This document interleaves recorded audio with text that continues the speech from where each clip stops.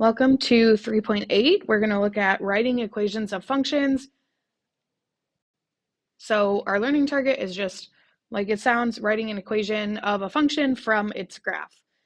So we're going to be using what we learned about parent functions and what we know about them to be true, and what we learned about our transformations, so our horizontal, vertical shifts, and our reflections, looking at the graphs, and then writing the equation based on the information that we have.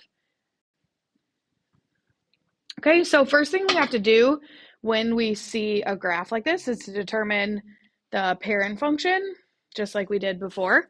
So this is a parabola, which means the parent function is x squared. Okay, and so if we were to graph the parent function, we'd be at negative 1, 1, 0, 0, and 1, 1. That is just helpful to kind of help us see what happens to these points.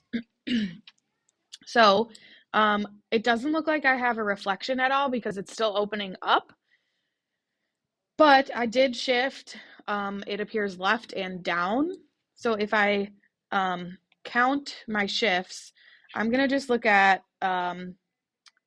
this point, 0, 0. Whatever shifts I do to one point, I'm doing to all of them. So I can just actually look at this first point, or one of the points, if I know where that one's supposed to be, and count how it moved.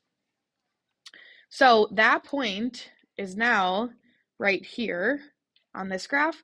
So I'm going left 2, and then down 1, 2, 3, 4. So I'm going to reflect that when I rewrite my equation.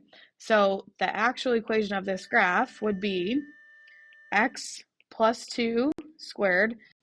The plus 2 inside the parentheses is what's telling me to go left 2. And then remember, outside is what tells me up or down. So I'm going to do minus 4 to show that it's moving down 4. So that is the equation from that graph. Let's look at another one. So again, we want to identify the parent function, which in this case, we see the v. That tells us its absolute value. If I were to graph those points, again, negative 1, 1, 0, 0, 1, 1. One of the first things that you should notice is instead of opening up, the v is opening down, which is a reflection over the x-axis because it's flipping up to down.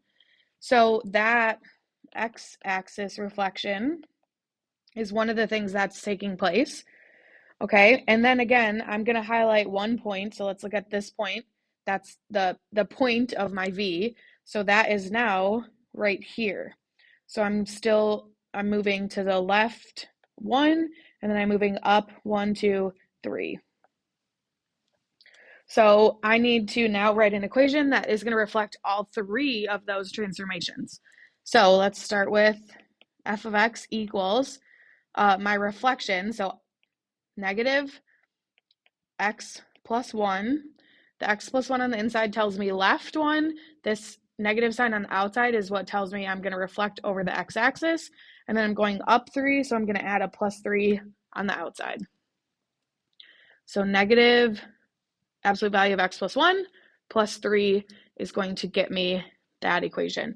And you can always double check if you have a graphing calculator or on your Chromebook, you could plug in this equation to make sure it matches the graph that you're looking at. Okay, next one. My parent function is going to be the cubic function. It's that sideways s. So points are off the graph a little bit here, but negative 1, 1, 0, 0.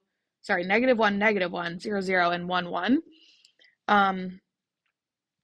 So it looks like it's going to be the same shape. There's no, or sorry, not the same shape, but it hasn't reflected at all. It's staying in the same, it's going the same direction as the parent function.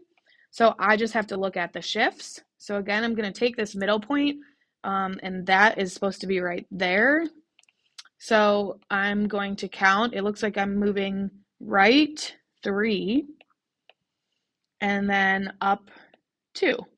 So I'm going to write my equation, x minus 3 to the third plus 2. And again, the minus 3 tells us right 3, the plus 2 tells us up 2.